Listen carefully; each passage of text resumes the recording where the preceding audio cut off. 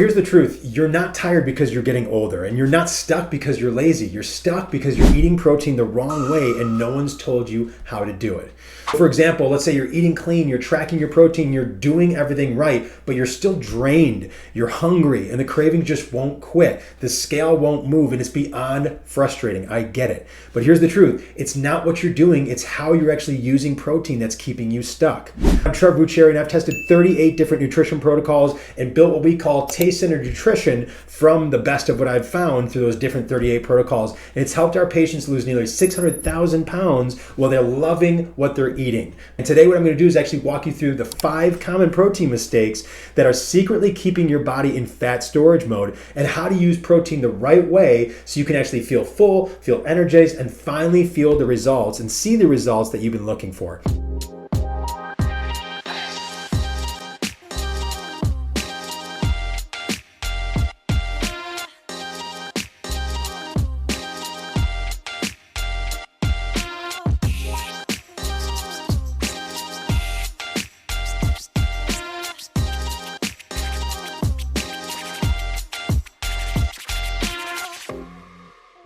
So here's what we're going to cover today. Number 1, why you feel hungry even after you eat. Number 2, the hidden hormone shift that protein can trigger. Number 3, why enough protein isn't actually enough. Number 4, how to use protein to kill cravings and boost your energy. And number 5, how to make protein-based meals that you actually love. Most people here eat more protein and they actually assume it's just about numbers. But if you don't actually understand how protein actually affects your hormones, also your cravings and your metabolism, you'll actually keep doing it wrong. Let's break them down here with number 1, why you feel hungry even after you eat. So let me ask you this. Have you ever finished a meal and then you feel like you're rummaging around the pantry about 20 minutes later? That is not just about willpower, and this is not about you being a snacker, so to speak, right? It's about your body actually sending you an SOS signal that says, I didn't get what I needed here. So when a meal is actually low in protein, even if it's actually high in calories, your body registers it as incomplete. So let's break this down here. What does protein do? Protein gives your body the building blocks, what's called amino acids, which you've probably heard. And it gives it these building blocks here that it needs for muscle, that it needs for hormones, that it needs for hair development, skin, and also brain function. And when it doesn't actually get those amino acid building blocks, it actually keeps the hunger signals turned on because it's actually trying to get those nutrients. It's saying, come on, I'm not complete yet. So even if you're actually feeling full, your body keeps asking for more. And that's why you keep needing a little something extra after actually eating.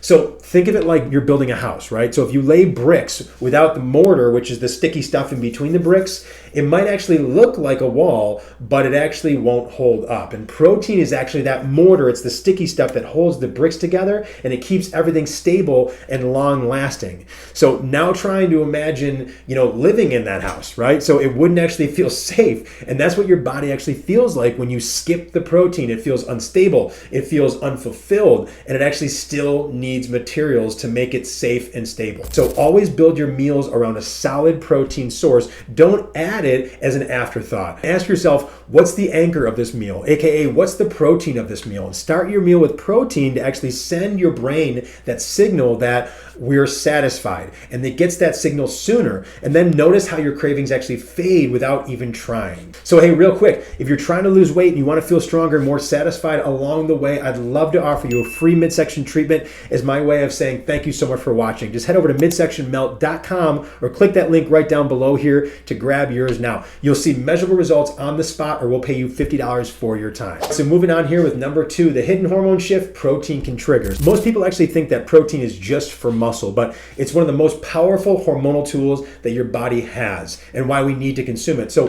when you eat the right amount of protein, here's what actually happens behind the scenes. Your hunger hormone, which is called ghrelin, this actually drops, so you don't actually feel like snacking all day. And then your fullness hormone, which is called leptin, that actually increases, so your brain knows when to actually stop eating. And then your stress hormone, which is cortisol, it begins to stabilize, especially when you're actually fueling properly and not under eating. And then your thyroid and your sex hormones, so call it like your T1, your T3, your estrogen, your testosterone, those also benefit because protein actually gives your body the raw material to build and balance them, all right? Think of protein as like a conductor of an orchestra, right? Your hormones are the instruments, and the conductor actually shows up late, or say not at all. So the whole symphony sounds sounds off in that particular case here. But with enough protein, your hormonal music actually becomes more calm, rhythmic, and also in sync, which is actually when fat loss, energy, sleep, and mental clarity starts improving drastically. And everything just comes together and it meshes together and it starts to basically work in uniform. So here's what to do. All right, think of protein not just as food, but as information for your hormones, really is what it is. It is information your hormones need to actually regulate themselves. And every time you eat it, every time you eat protein, you're actually sending that message that, okay, we're safe here, we're stable, we actually don't need to store fat, we're good, we can get rid of that fat. And that's a hormonal advantage that no fat burner hack can actually beat at all. Number 3, why enough protein actually isn't enough. I hear this all the time. I already eat protein. All right. I hear that all the time. But when we ask, okay, great. How much protein do we eat?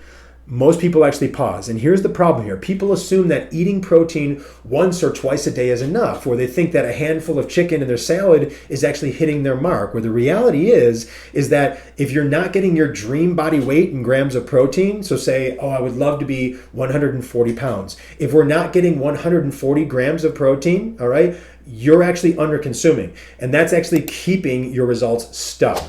If your dream body is 140 pounds, for instance, you need 140 grams of protein per day. Not 40, not 70, you need 140 grams, okay? Period. All right? So it's like this. It's like imagine trying to fill a bathtub with a dripping faucet. So you're going to get there eventually, but it'll take all day, and it's just not efficient at all. So protein works the exact same way. Small amounts scattered randomly won't fill your body's need fast enough to actually see the changes that you're looking for. Spread your protein across your meals. We're talking 30 to 50 grams at breakfast, lunch, and dinner with say 10 to 20 grams snacks, depending upon how many meals you're eating. If you're only eating 3 per day, which is really where I'm at and many of our patients are at and what we really recommend, it's essentially taking your dream body weight and dividing it by 3, all right? You can use protein shakes or Greek yogurt to hit your numbers without stress, say if you need fillers. But think to yourself, am I actually building with Legos or am I building with full bricks? Because a full brick is going to be, say, 30 to 50 grams per meal, where Legos are going to be, 5 grams, 10 grams, so on and so forth. And it's just not going to cut it for the actual change that you're looking for and to be able to change your body fast. All right. So number 4 is how to use protein to kill cravings and also boost your energy. So if cravings actually hit you like clockwork every single afternoon or evening, your blood sugar is probably crashing. And the number one reason is because you're not getting enough protein in the early part of your day. So here's how it works. Protein actually slows the absorption of sugar in your meals, and it actually keeps your blood sugar curve smooth and steady throughout the day instead of spiking and crashing here. So steady blood sugar really is going to equal steady energy, fewer cravings, and also a better mood throughout the day, quite frankly. All right. So, I want you to actually imagine your energy is like a roller coaster. So, a carb heavy breakfast, say like toast or cereal, it sends you straight up. All right. But what happens is what goes up must come down and fast. And that's when that crash happens right here. As opposed to, say, a protein-rich breakfast, it's really like, cruising down a scenic highway. It's smooth, it's stable, and it's strong, and it's steady, and it's consistent. So here's what we want to do instead. So start your day with a protein-forward breakfast. We're talking 30 to 50 grams plus based upon your dream body. We can have things like eggs. We can have steak and eggs. We can have Greek yogurt and berries, a protein smoothie. And then say midday, choose snacks, say like, turkey slices, hard-boiled eggs, or a protein bar that's going to have 15 to 20 grams of protein. And when cravings hit, don't panic. Ask yourself, did I get enough protein today? That's really the question. Oh my gosh, I'm having cravings. Did I get enough protein today? And the answer is usually no. So fix that first, and you will see it dissipate very quickly over time. So number 5, how to make protein-based meals that you actually love. So here's the truth. If you don't enjoy what you eat, you won't stick with it long term. That's why I always say, if you can't do it for a lifetime, don't do it for a day. And that's why we created taste-centered nutrition. Most people think that eating more protein means boring foods like dried chicken, plain tuna, sad salads, bland eggs. I mean, my gosh, I've spent years doing all this stuff, and I finally hit the wall and I said, there's got to be a better way, right? And there absolutely is. No wonder it feels so hard when we're doing these type of things. But the problem isn't the protein itself, it's the way that we've actually been taught to prepare it, that it has to be bland to be working. No, that is far from the truth. And most importantly, it's the story that we actually tell ourselves about healthy food needing to actually be miserable. So here's a much better way and a much healthier way and a much more, solid way to think about it for longevity. Protein isn't the problem.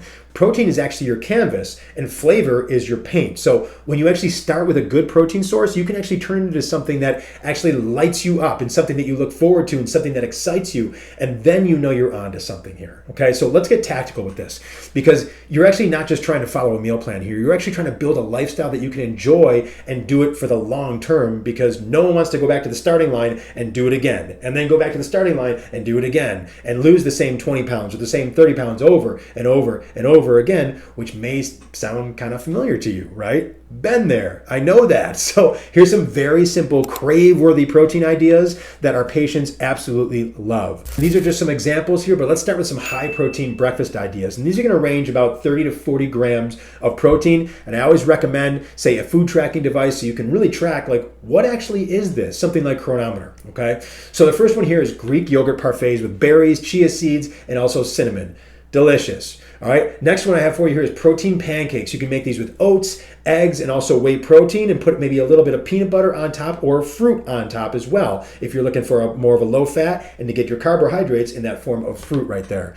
Another one here is, say, egg scramble with turkey sausage, spinach, and a little bit of cheese for flavor. Another one here is a protein smoothie with frozen banana, almond milk, protein powder, and maybe either a little bit of nut butter or a little bit of PB2, which is that powdered nut butter right there, and that is delicious. Now let's talk about some lunches and dinners that are super satisfying as well. These are going to range from about say 40 to 50 grams of protein here with this. Let's talk about, say, lettuce wrapped turkey burgers with baked sweet potato fries. Delicious. Grilled chicken fajita bowls with rice, peppers, guacamole, and also salsa. Again, these are like, I can eat these? Yeah, 100% you can. Here's another one. Sheet pan salmon, all right? And you also want roasted veggies on there as well, and also some garlic herb quinoa on the side. And then another one here is high protein pasta. We're talking like chickpea pasta or lentil pasta. And then we can have a nice lean meat sauce on top of that as well.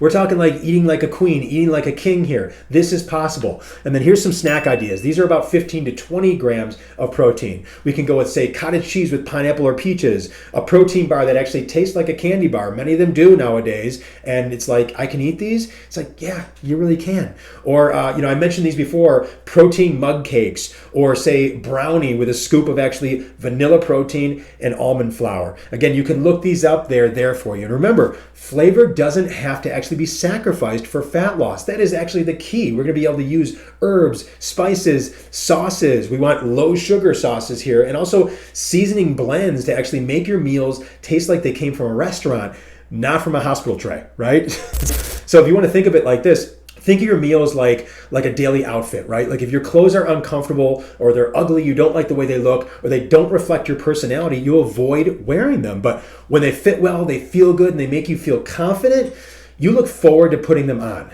Same goes with your foods here. If your meals actually don't fit you, your preferences and your lifestyle, you'll eventually get rid of them. You're going to ditch them and you're going to go back to your old ways. But when your meals are satisfying and they're tasting and they're aligned with your goals, you want to actually come back to them again and again, and you look forward to them. And that is the road to success right here. So here's how to do this. You want to choose 3 to 5 protein meals that actually taste amazing and that hit your numbers, your dream body numbers. When we talked about your dream body, we're talking about what weight do you want to be? That's the number of grams of protein. So we're going to start there. And then you want to make a recipe rotation that you actually look forward to. Okay, you don't have to have a huge list of different meals. Start with 3 to 5 and then start to rotate them so you look forward to them. And then keep a favorite list in your phone so you actually never get stuck asking yourself, what do I eat? You're always just going to know. And when you need something new, put another one in there or put another 2 in there, and you're going to continue to build up this list, and you'll rotate through them and you'll be off to the races. Because when food actually feels rewarding, not restrictive, your brain says,